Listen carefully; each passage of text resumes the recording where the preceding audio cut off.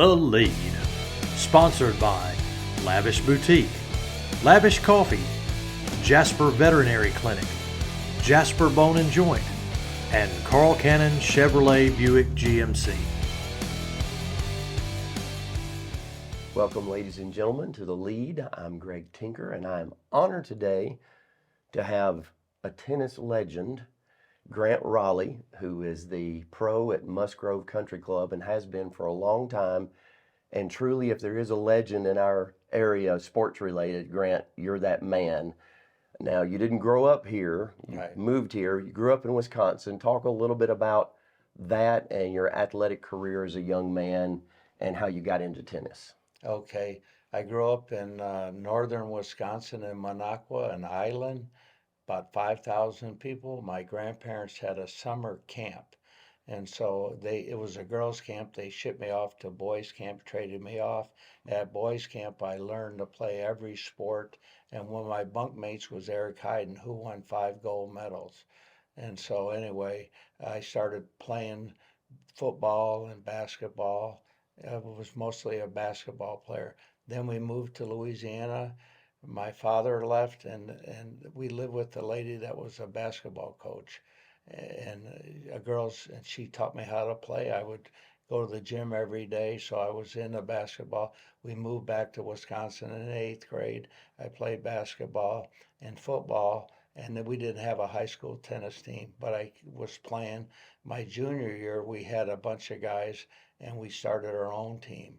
We won 6 matches. I played in some tournaments. I really liked it. And my senior year, I went to Wayland Academy, a private school. My mother said I was going to go for the academics. I said, I'm not much of a student. But anyway, they had a tennis team. I played football. I was about to start at quarterback, and I got mono. Then I played basketball, and then I played tennis. So that's how I won the state championship in 1976 in doubles, and I went on to college, and I just kept on playing. Wow. So in one sense of the word, it really was a kind of accidental thing that you guys started a team. I mean, you had some interest, obviously, but then to win a state championship, that's pretty extraordinary.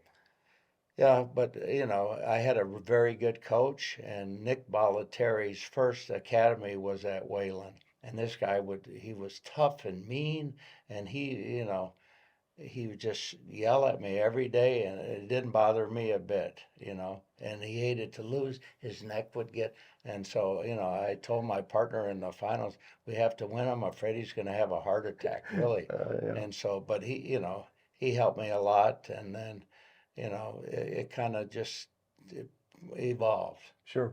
So you moved around some after that, and we're down in Florida, and you got a call from Musgrove Country Club. Tell me about that. How did that come about?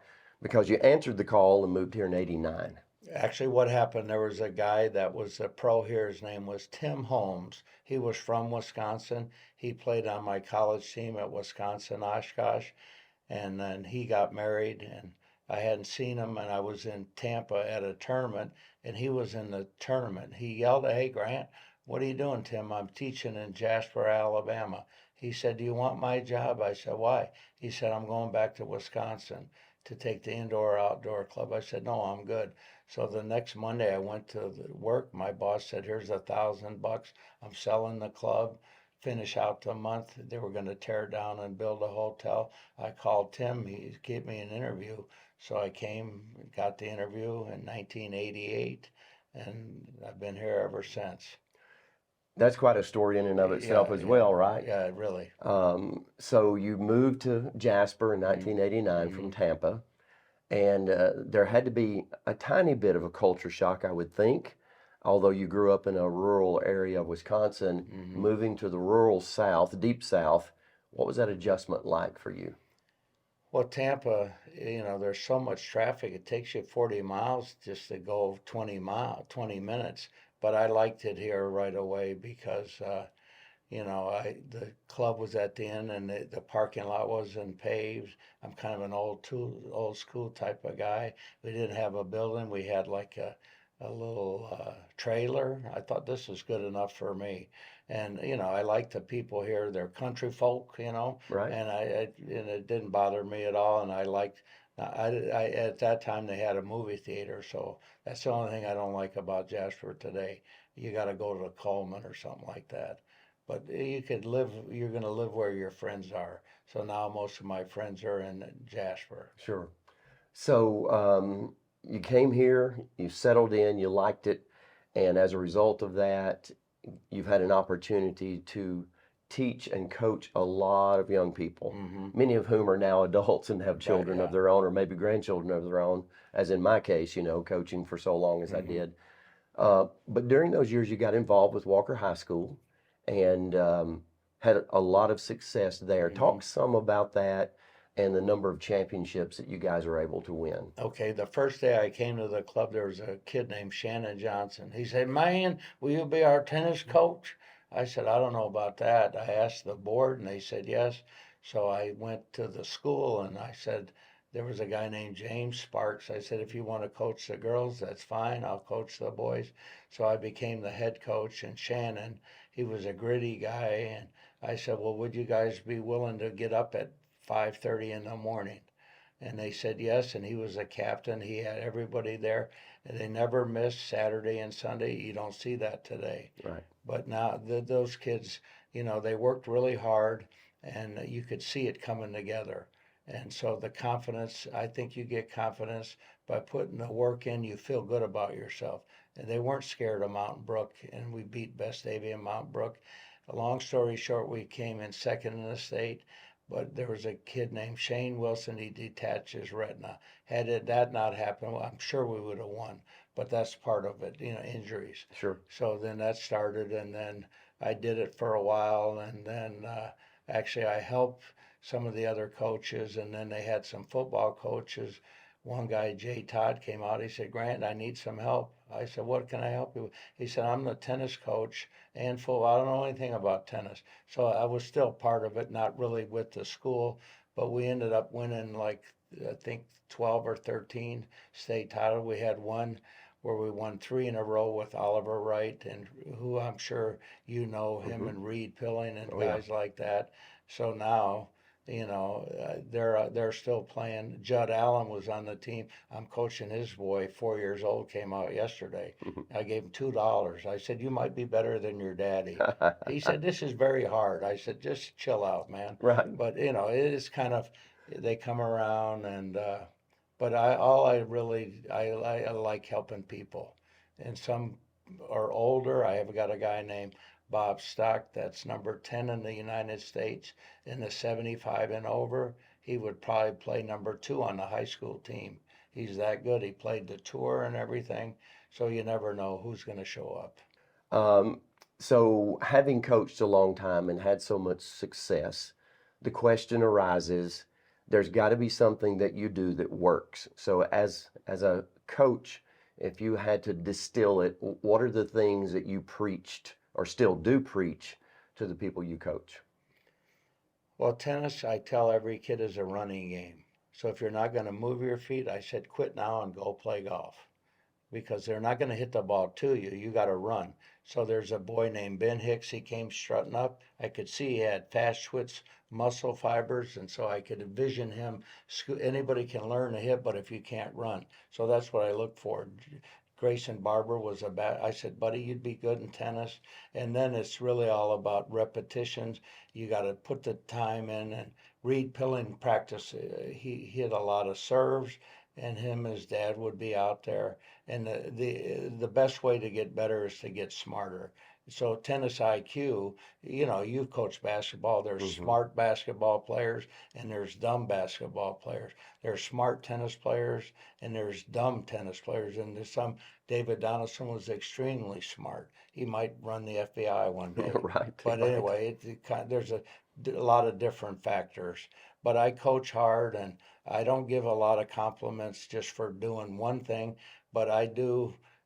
Some people say I'm old school, but if you do a good job, I'll compliment you. But Sure. if you're lazy, I don't like that, because I wasn't able to do that. And then it would have been, if I think it's because the coach I had, he didn't take any. you had to do it like Vince Lombardi, do it again until you get it right. It didn't matter if it took 9 hours. So that's what, it's kind of still that way today. So that leads me to my next question. You've been in it long enough, like I was in coaching, to watch the evolution of our culture and how children now are treated in a way that is, shall we say, a little softer than maybe back in our day growing up, where coaches didn't give a whole lot of compliments and where you did get fussed at pretty routinely because they wanted it done right, they wanted it done well, and you were expected to do it without a pat on the back. This is your job, get it done. So as you've coached across the years, there's had to be some evolution, I guess, based on that, because the kids you're getting now are not likely as tough maybe as that first group you got with Shannon Johnson. Yeah, exactly right. Today there's a lot of softness and entitlement. I asked the kids, "You want to help me work out how much?" I said, "I'll give you. I ain't doing it for $10. Pick some weeds or something." They won't come out on Saturday or Sunday. So sometimes I think I'd have been better as a college coach. The reason I say that because I could know the type of kid I would like to recruit. But it's not. It's just they're a lot different. The cell phone and the internet, they're looking at their cell phone instead of learning. So I don't know, but it's got to be frustrating for other coaches. But compliment a 4-year-old, yes, but you don't have to compliment a 12-year-old if he's lets the ball bounce twice. Sure. It bounces twice for wheelchair tennis. And actually, I did coach a guy in a wheelchair once. That was quite fun. And he came up from Bevel State, and he said, "What do you think of my game?" I said, "I think you need a better chair." But he played some tournaments. I gave him 4 rackets. I said, "I want you to wheel out there like you're the king." But that was really a good experience. Well, one of the things I've said in observing Little League baseball now, and having also been a baseball coach, is when a kid strikes out and everybody's cheering and saying, it's okay, we're instilling a certain kind of value in that child, male or female, if we're rewarding failure.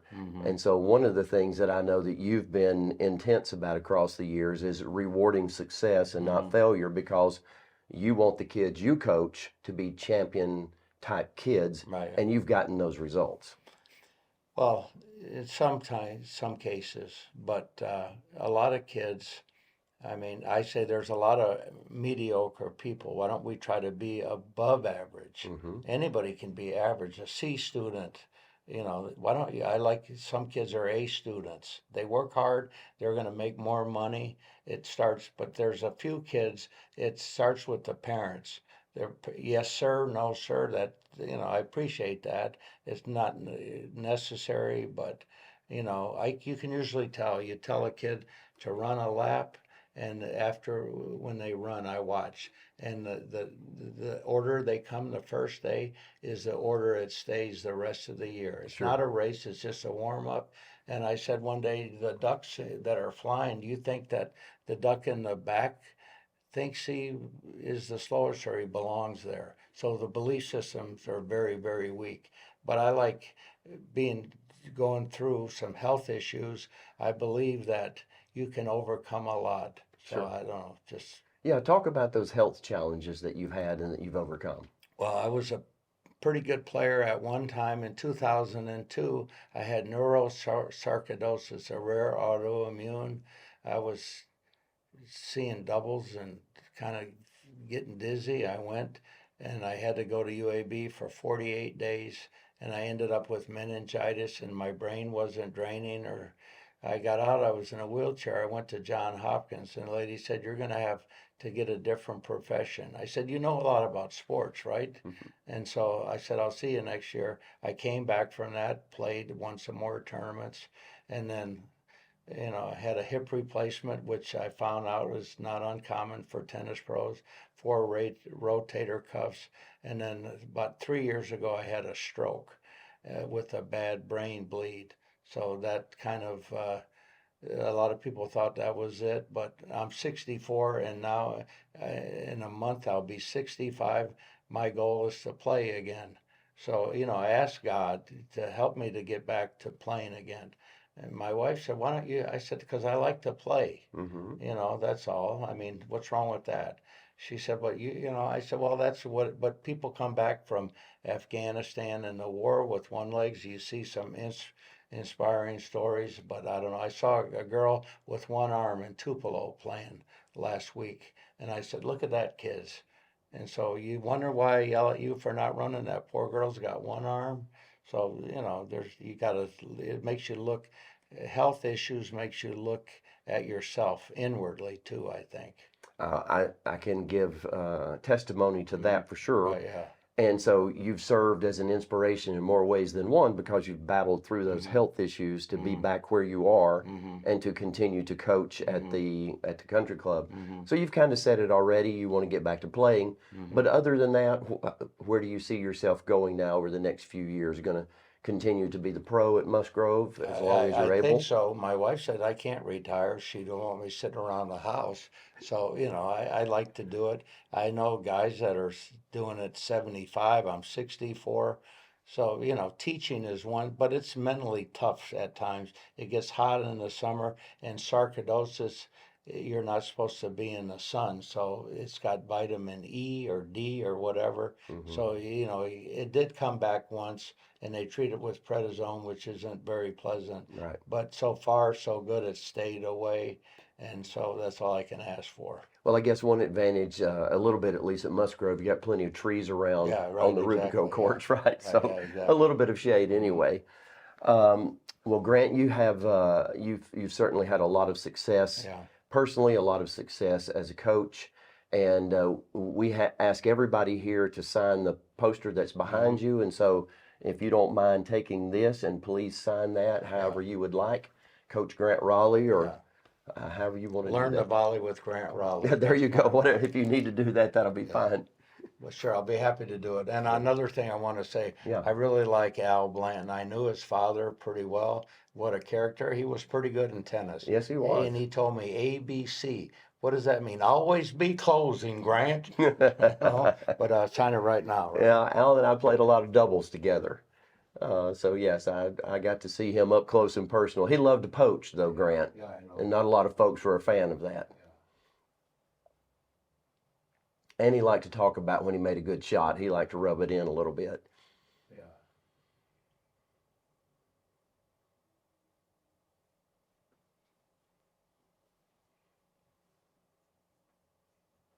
There you go. Excellent. No problem. Well, we're going to wrap this up. Is there anything that you would like to say in conclusion in terms of life in general or coaching or anything else? Well, life is full of twists and turns, and I know that everybody's got some stuff that they have to deal with. But I think that sports really helped me. I can say this now, I'm a recovered alcoholic. I haven't had a drink in 38 years. So, but I know that some people have that problem. That actually helps me because I can talk to them about that. I've had some players that have been through it. So, it's in a way it's bad, but in a way it's good. But I would just tell everyone just to play as hard as you can and just fight to the end. Just keep going and good things will happen. I really appreciate you having me here, Greg. Thank you very much. Thanks so much, No Grant. problem. Well, it's been our pleasure today to have Coach Grant Rolley with us. This is Greg Tinker for The Lead saying good afternoon. The Lead, sponsored by Lavish Boutique, Lavish Coffee, Jasper Veterinary Clinic, Jasper Bone and Joint, and Carl Cannon Chevrolet Buick GMC.